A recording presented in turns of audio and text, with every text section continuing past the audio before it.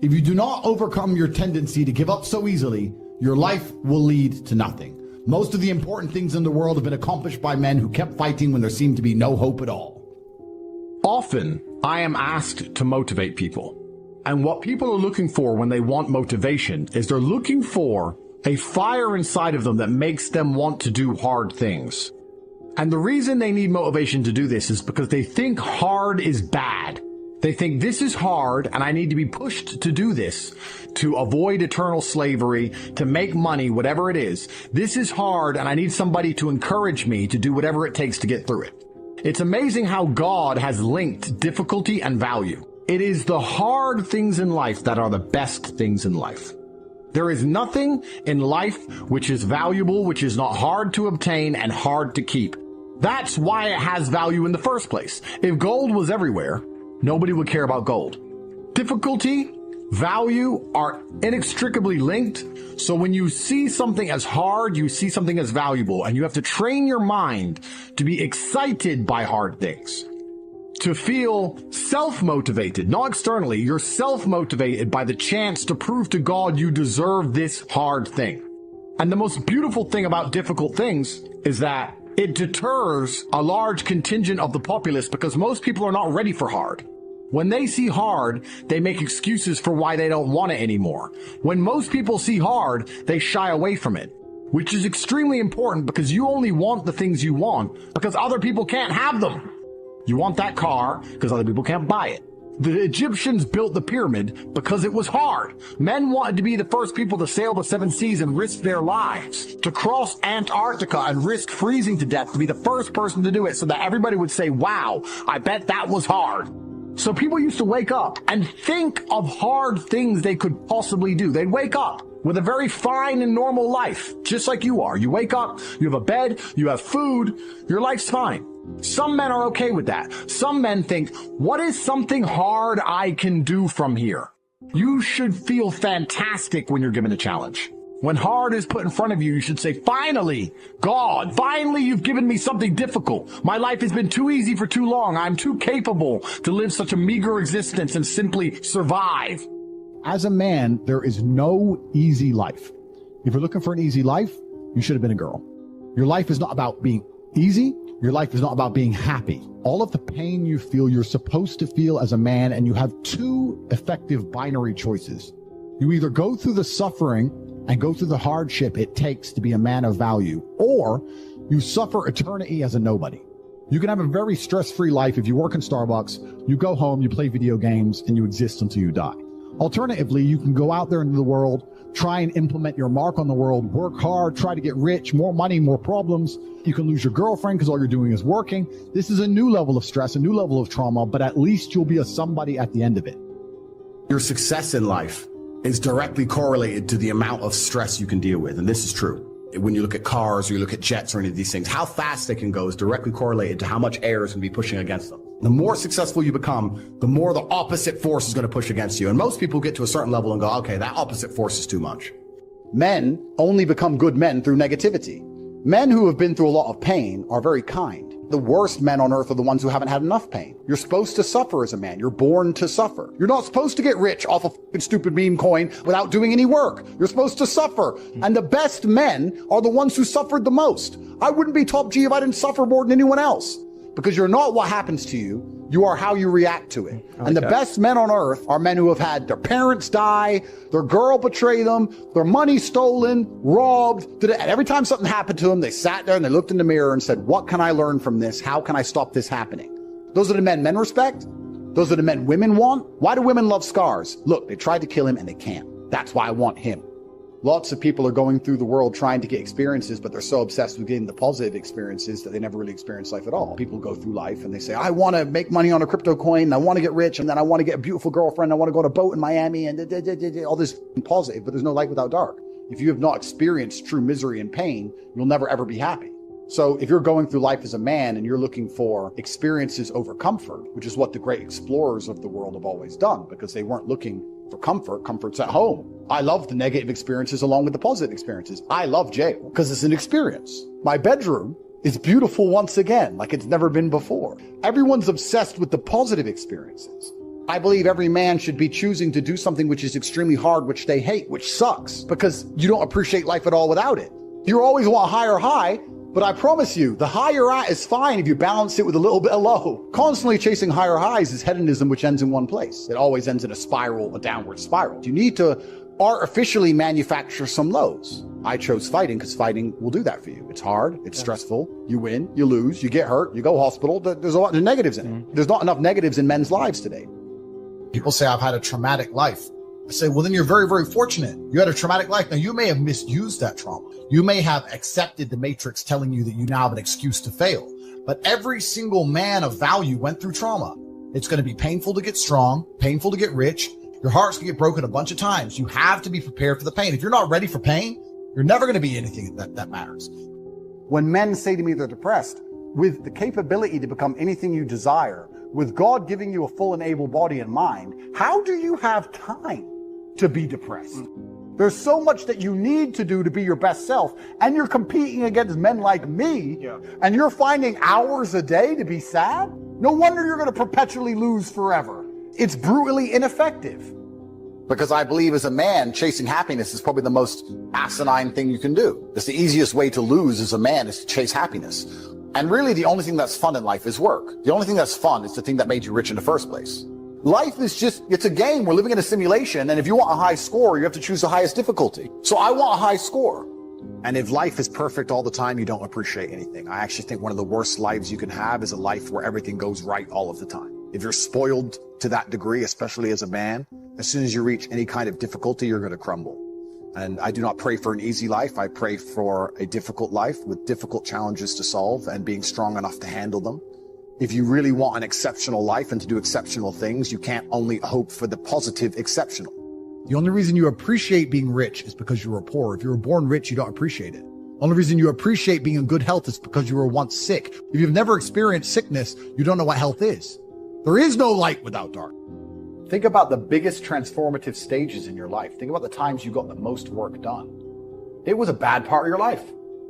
There is a huge percentage of the populace which they're beyond saving because they're the worst thing you can possibly be, which is a quitter. God himself can't make a quitter important because the only reason the place you're trying to get to has value is because it was difficult to reach. Value is linked to scarcity. So if you're the kind of person who quits, you're never going to get there. Quitters are the worst. And it's hyper competitive out here. All the women want a few men at the top. You don't want a Ferrari to drive fast. You want a Ferrari because other men want a Ferrari and can't have one. It's hyper competitive. So if you're competing against every other man for every dollar you make, the car you drive, the life you live, you're not going to be able to compete with the person who performs regardless of how they feel if you only compete when you feel like competing. I think that as a man, there's always going to be a degree of pain and suffering in your journey. I don't think you're ever going to become a successful man or be good at being a man without pain and suffering. And many times in my life where something terrible happened to me, and at the time, if I could change it, I would have. But retrospectively, you kind of look back and go, you know what? That is what God decided I needed to become who I became. I started at the absolute lowest echelon of life, and I would like to consider myself somewhere near the top now. So when I say to men, you can become anything you want, and my answer to you is masculine excellence, there's no other answer. I can't tell you how to rig the game and cheat the game. You have to get a better character to play this game of life. For many of the world's problems today, sexual access, being respected by your peers, making sure that your wife's going to stay with you, being happy, anything, it all comes down to who you are as a man. The only answer is masculine excellence. There's nothing you can do besides hard work, accept the trauma and pain and suffering, and work harder than everyone else around you worked. What did Napoleon say? He said, glory is fleeting, but obscurity is forever. When he says fleeting, that's a really good point because everything in life is rented. When you have a good body, it is not a good body as complete. You have rented that good physical condition. You must train every day to retain it. God doesn't like lazy people. God has created you, and he wants to see the absolute best you can be. I think that taking care of yourself and being the best possible version of yourself you can be is how you please God. I think that's one of the best ways to praise him, is to wake up every day and say, I need to be the strongest, smartest, most fearsome, most capable man I can possibly be. This is how I please God. But when I come along and say, I am a man, and I know how it feels to be a sad man and a happy man, and I found happiness through masculine achievement and strength, through dedicating myself, through building a life worth living, through becoming financially successful, through being a man of honor and courage. And this is what people really don't yet understand. There's only one thing on the planet you actually have control over. The only thing you can actually really truly control is what you think. So why are you not controlling your own mind? It's your asset. It's your friend. Why would you make an enemy out of the only thing you have control over? The worst thing on earth that could happen to a man could happen to me. And I guarantee you, I would still label myself happy. Discipline is the key to success. If you cannot force yourself to do something you don't want to do, how are you ever going to put yourself through the suffering required for greatness?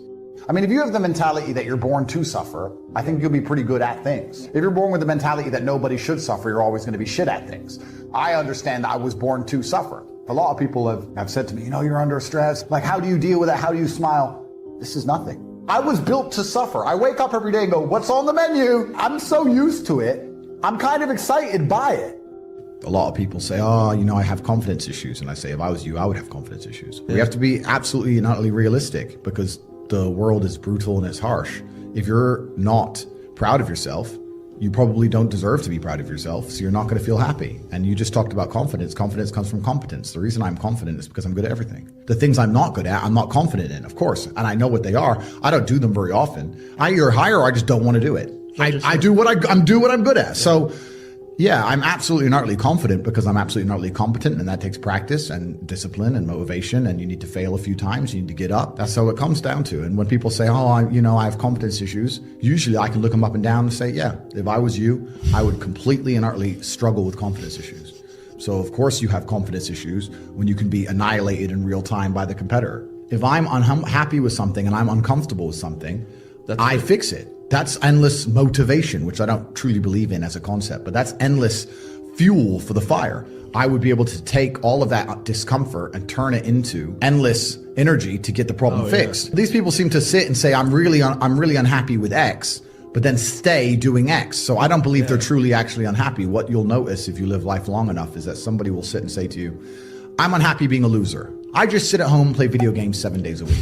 And maybe 3 days of the week, they're unhappy doing that. But 4 days of the week doesn't really bother them. Because if it bothered them 7 days a week, guess what? They would fix it. Yeah. So I have very little sympathy for people. And that's not because I'm not a nice person, but it's because I've been so hard on myself and I've been through so much pain and trauma myself. Some of it self-inflicted, some of it given to me by God to make me a better person. Why would I feel pity for somebody who took the easy route when I took the hardest possible route? I also think that once you understand all of the bad things and good things that come into your life are a perfect plan from God himself, you're going to be a lot less affected by the bad things. In the end, you're going to be happy it happened. I often ask people, is there anything bad that's happened to you in the past at the time you were distraught about that you now wish didn't even happen? And truthfully, you're like, no, I'm kind of glad it all happened because of, right? If you know in a year from now you'll be glad it happened, why be upset about it happening now? You have to be cerebral enough about things. I think the unhappiest people in the world don't have any struggle at all.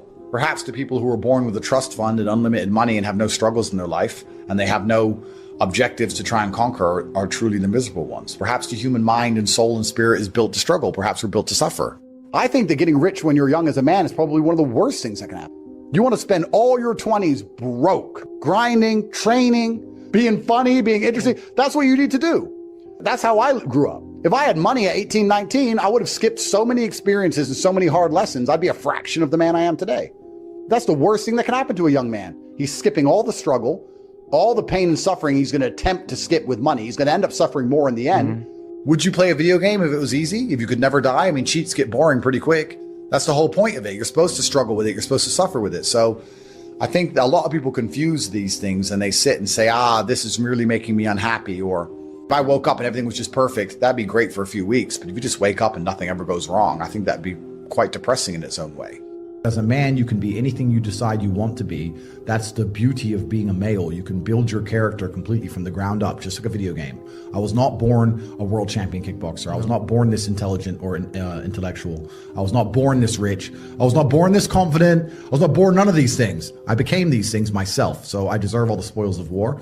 And anybody who decides they don't want to work hard enough to become those things, then they deserve to sit and accept they're my inferior. When I didn't have enough money to buy whatever I wanted, I couldn't fall asleep at night because I understood there are people out there that did, and I didn't see them as better than me. And it bothered me to the point where I could not sleep. I have had a very painful life. I still think to a degree I do, But I can't imagine living any other way. I can't imagine living in this idea, this utopian, hedonism. It's degenerate. I think the only thing you can do that's not degenerate is usually be fighting a battle or solving a problem.